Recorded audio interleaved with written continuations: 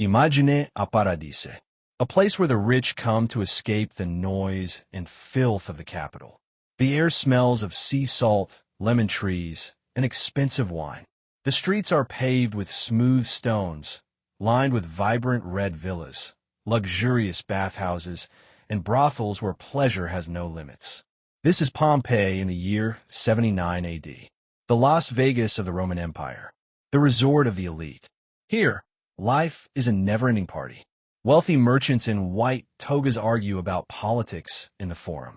Gladiators, the superstars of the ancient world, flex their muscles for cheering crowds in the amphitheater.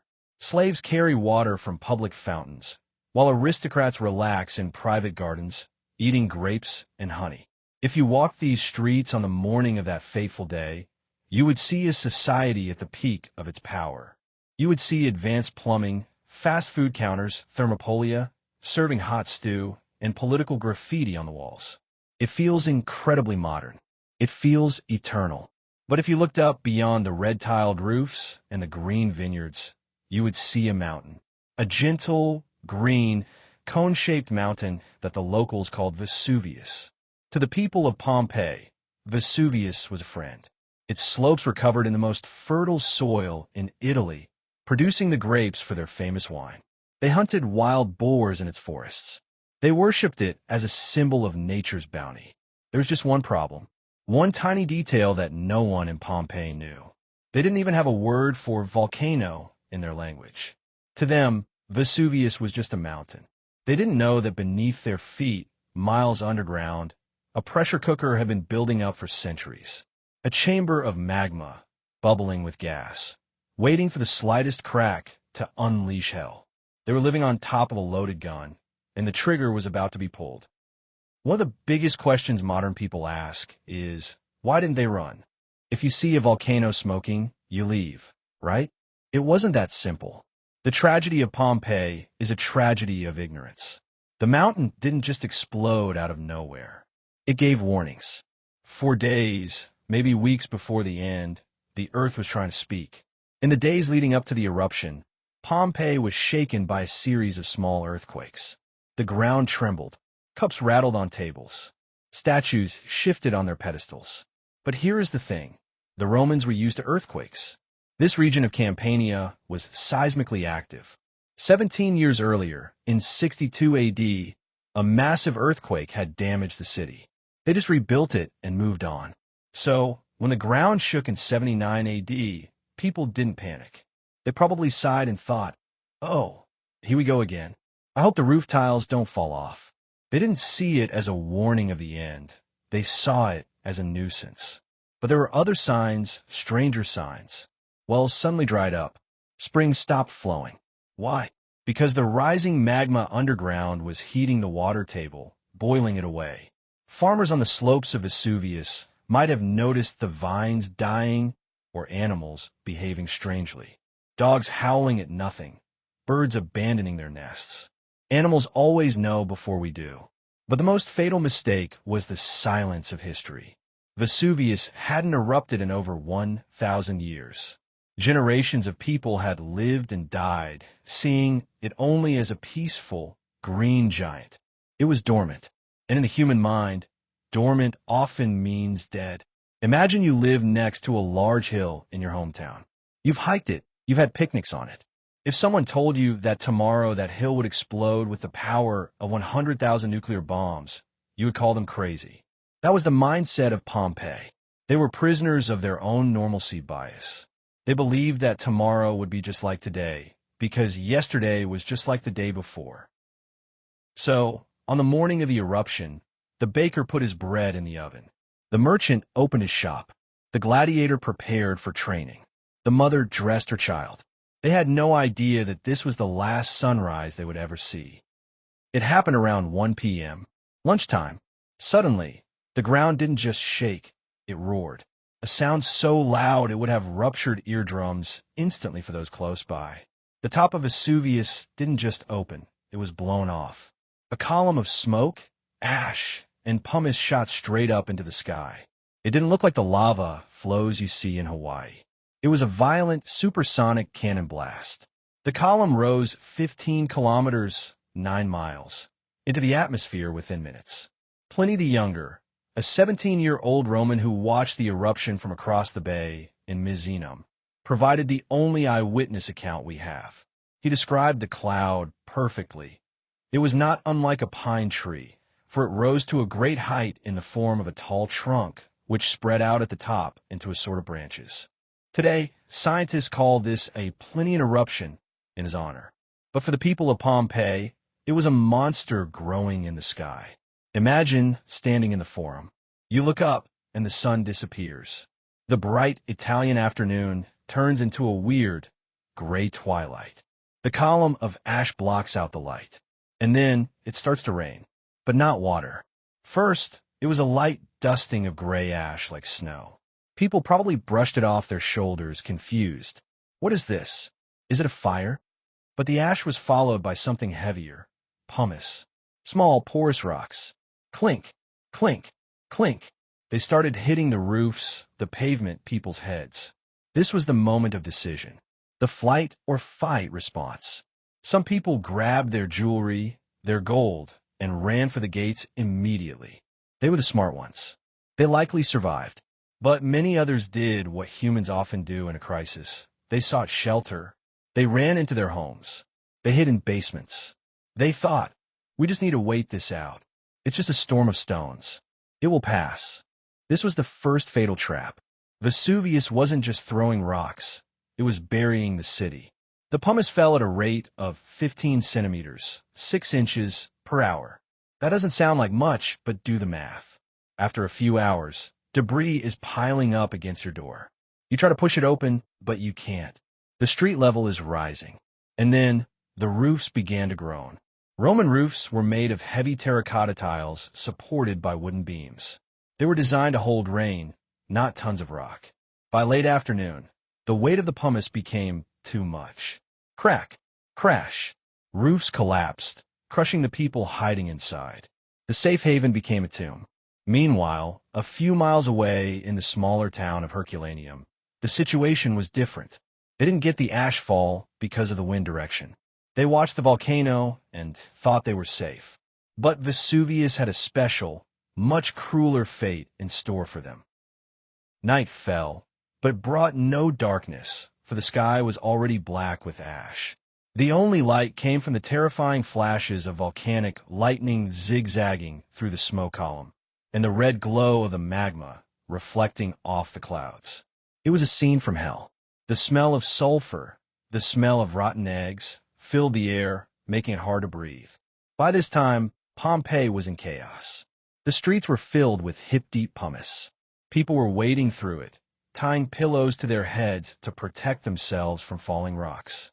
Lanterns and torches were useless in the thick, choking dust. Families got separated. Parents screamed for their children in the darkness, but their voices were drowned out by the constant roar of the mountain. Those who had stayed behind were now trapped. The gates were blocked by debris. The harbor was a nightmare. The eruption had caused a tsunami, churning the sea so violently that ships couldn't leave. There was nowhere to run.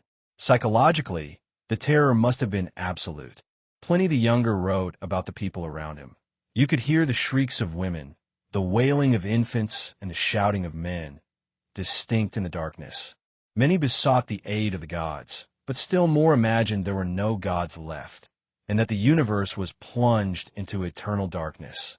They believed the gods had abandoned them, or worse, that the gods were actively killing them. The giants were rebelling against Olympus. The world was ending, and in a way they were right. The worst was yet to come. So far, the volcano had been throwing stones, but Vesuvius was losing energy. The massive column of ash that stood 30 kilometers high into the stratosphere began to wobble. It became too heavy to support its own weight. Before we look at the end of Pompeii, we must look at Herculaneum. This was a wealthier town, a resort for the super-rich, located closer to the base of the volcano. For the first 12 hours, Herculaneum was spared the ash fall. People gathered on the beach, waiting for boats to rescue them. Hundreds of men, women, and children huddled in the stone boathouses fornaci by the sea. They thought the stone arches would protect them. Then, the column collapsed. A terrifying phenomenon called a pyroclastic surge was born. Imagine an avalanche, but instead of snow, it is a mixture of superheated gas, ash, and rock. And it moves at the speed of a hurricane, over 100 miles per hour, 160 kilometers per hour. You cannot outrun it. You cannot drive away from it. The first surge raced down the mountain and hit Herculaneum. It hit the people on the beach instantly. For a long time, historians thought these people suffocated. But recent forensic studies of the skeletons reveal a much more gruesome truth. The heat of the surge was around 500 degrees Celsius, 900 degrees Fahrenheit. At that temperature, biology fails instantly. The victims in the boathouses didn't suffocate. They underwent fulminant shock. Their brains boiled and exploded inside their skulls. Their muscles contracted instantly into a pugilist pose like a boxer. Their flesh vaporized. It happened in a fraction of a second. They didn't feel pain. They didn't have time to process that they were dying. One moment they were terrified, praying for a boat. The next they were carbonized. Herculaneum was buried under 20 meters of volcanic material. It was sealed instantly. But Pompeii was further away. Pompeii was still alive, waiting. It is the morning of the second day, or it should be morning. The sun tries to rise, but it is just a dim, red bloody disk behind the smoke. In Pompeii, the survivors are exhausted. The ashfall has stopped for a moment. Maybe they thought, is it over? Did we survive? Some people even ventured out into the streets, climbing over the debris, trying to find a way out. But Vesuvius wasn't done. Around 7 a.m., the final, massive collapse of the column occurred. A titanic pyroclastic surge, larger than the previous ones, rolled down the mountain. It swallowed everything in its path. It flowed over the walls of Pompeii like a tidal wave of gray death. This surge wasn't as hot as the one at Herculaneum, maybe only 300 degrees Celsius. But it was enough. It slammed into the city. It smashed through windows, knocked down walls, and filled every room, every basement, every lung. This is the moment Pompeii died. The people didn't vaporize like in Herculaneum. They died from thermal shock and asphyxiation. The hot gas burned their windpipes instantly. The ash mixed with the fluid in their lungs, creating a cement-like paste. They literally drowned in concrete in the open air. It was quick. A few breaths of fire, a spasm, and then collapse. The ash continued to fall, burying the bodies. It covered the baker's oven with the bread still inside. It covered the dog chained to a post. It covered the lovers embracing one last time. The silence returned.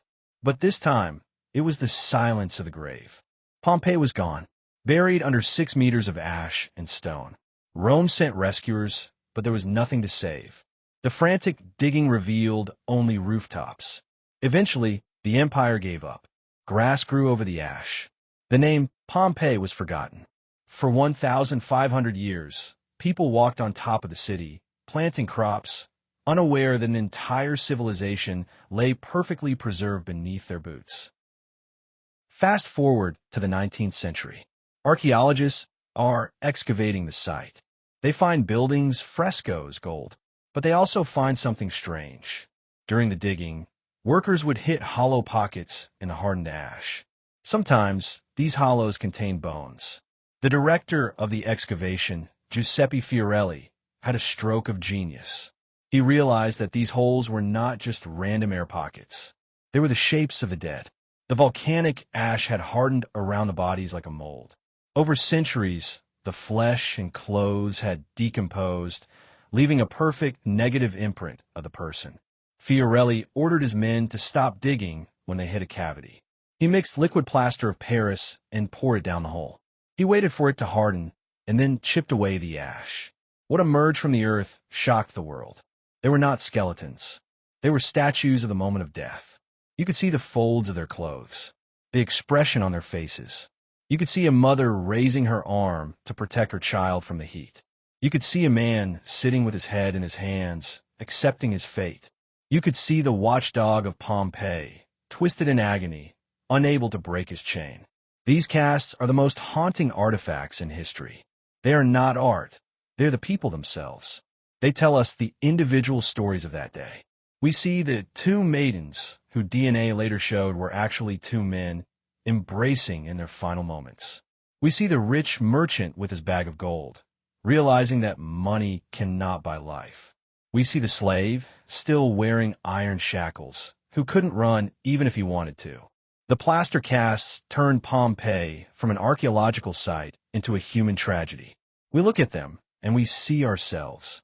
We wonder, what would I do? Would I run? Would I stay to help someone? Who would I hold in my arms at the end? Today, Pompeii is one of the most popular tourist destinations in Italy. Millions of people walk the stone streets, take selfies near the ruins, and marvel at the frescoes.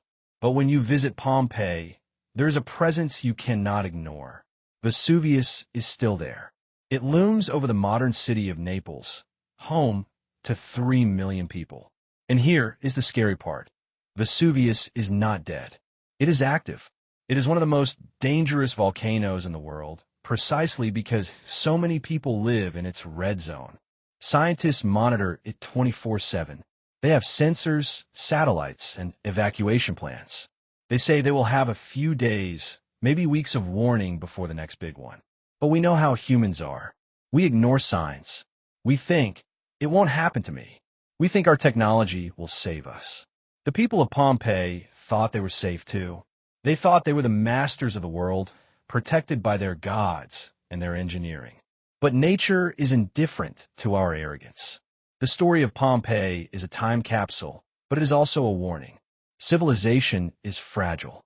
Everything we build, everything we love, can be erased in a single afternoon. The plaster bodies of Pompeii are silent, but they're screaming a message across the centuries. Carpe diem. Seize the day. Live now, because you never know when a mountain will wake up again.